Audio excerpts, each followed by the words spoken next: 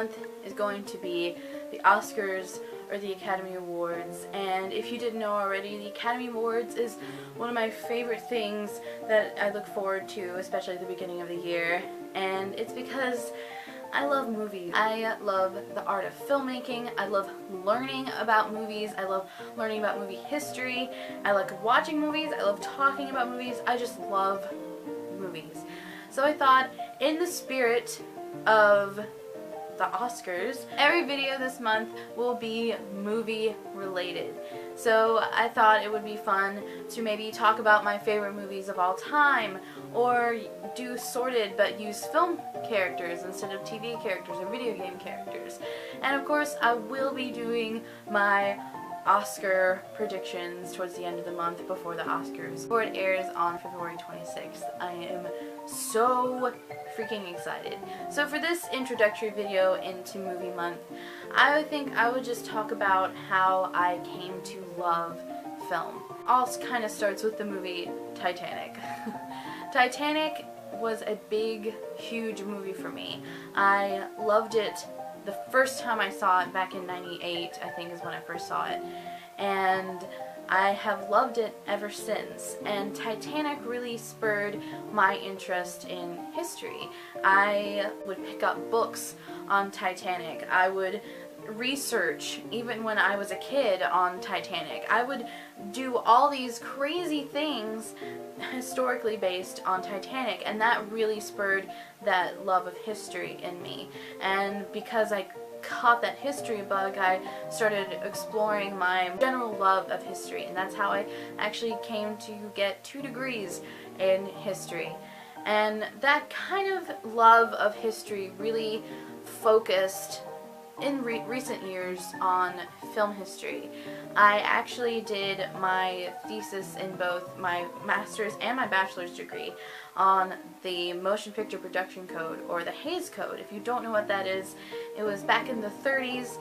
Hollywood was just not seen in the greatest light morally, so they decided to implement restrictions on filmmakers of what can and cannot be shown on film. And it lasted until about the mid-60s, when it was replaced by what we have now, which is the rating system.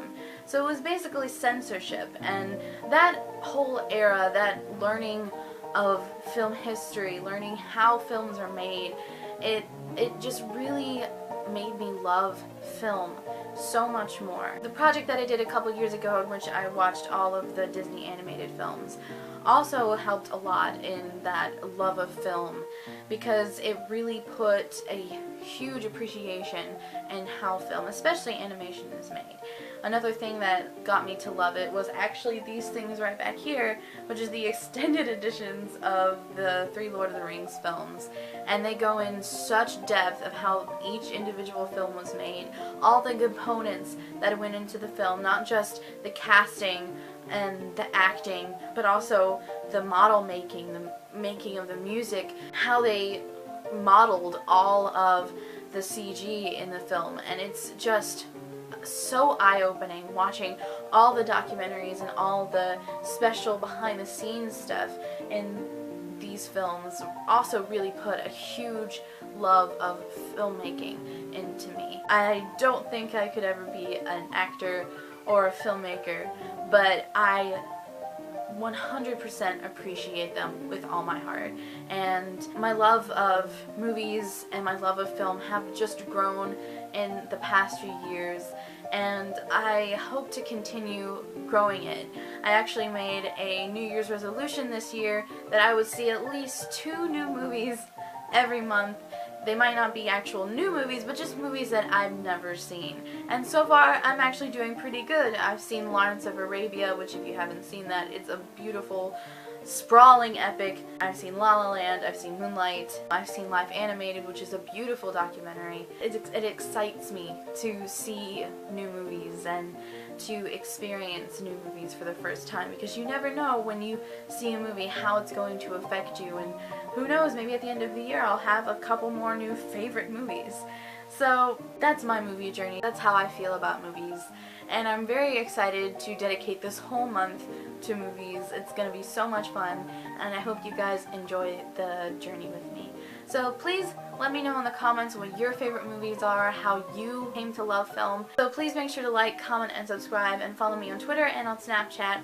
And also make sure to follow me on Letterboxd, which is a movie review site where you can write your own reviews, make lists, compile a wish list of movies you want to see.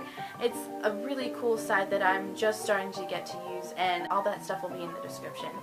So I hope you guys have a great day, and I will see you next week with a brand new movie themed video. Bye! And cut. First off, we have pretty much the primary antagonist of the show, Azula. This one's fairly easy. Azula is very manipulative, very ambitious, and she's very selfish and self-serving. She really does not care about anybody else besides herself. So, for those